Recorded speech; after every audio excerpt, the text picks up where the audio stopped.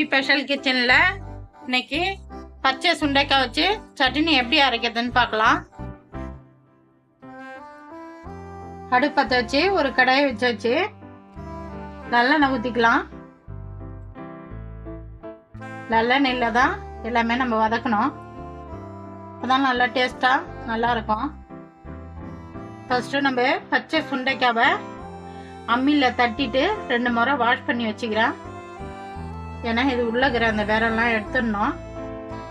தட்டி 2 முறை வாஷ் பண்ணாலுமே அந்த வேரெல்லாம் வந்துடும்.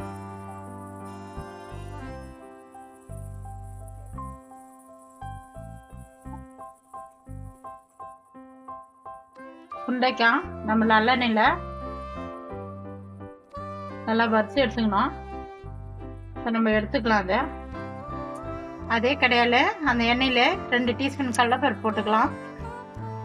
1 டீஸ்பூன் உளுந்து போட்டுக்கலாம்.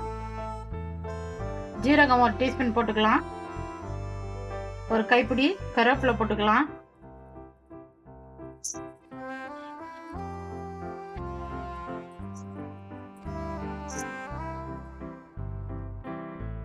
வரமிளகா ஒரு 5 போட்டுக்கலாம்.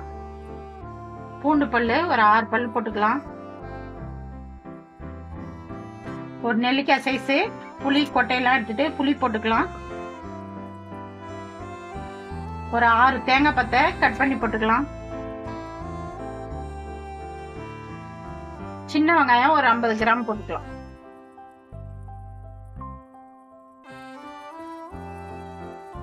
அதுக்கு தகுந்த மாதிரி கல் உப்பு போட்டுடலாம்.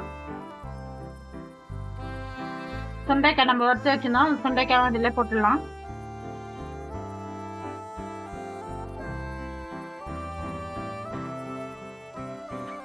சூடு ஆறின பிறகு மிக்ஸி ஜாரில் போட்டு கொஞ்சமா தண்ணி ஊற்றி பேஸ்ட்டாக அரைச்சிக்கலாம்.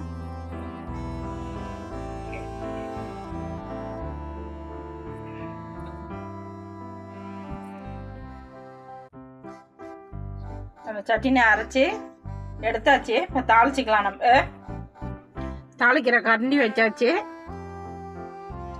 ஒரு 3 டீஸ்பூனு சமையல் எண்ணெய் ஊற்றிக்கலாம். 1 டீஸ்பூன் கடுகு போட்டுக்கலாம்.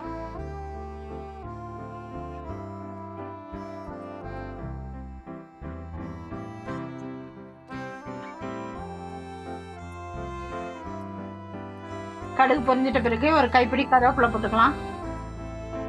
இப்போ நம்ம சட்னியில் கொட்டிக்கலாம்.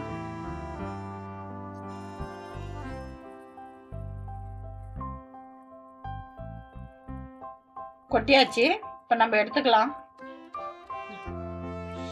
கவி ஸ்பெஷல் கிச்சனில் இன்னைக்கு நம்ம சுண்டைக்காயில் சட்னி ரெடி பண்ணோம்.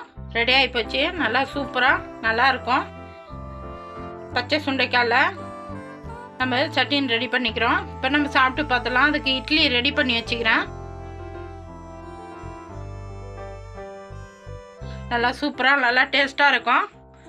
நான் எப்படி செஞ்சேனோ அதுமாரி செஞ்சு பார்த்துட்டு எப்படி இதுன்னு சொல்லுங்கள். எனக்கு சப்போர்ட் பண்ணுங்கள். இந்த வீடியோ பிடிச்சிருந்தா